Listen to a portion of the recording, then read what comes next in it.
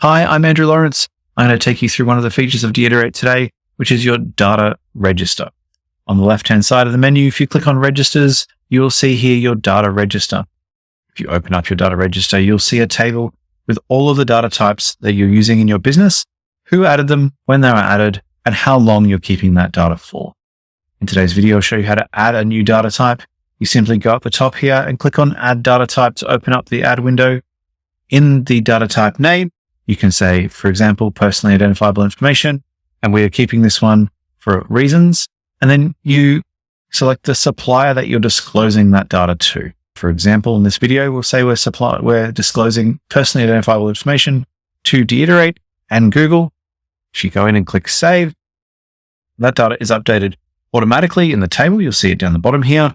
And then if you go into your registers and you go into your supplier register, you'll see that both de.iterate and Google have both been updated with that new data type.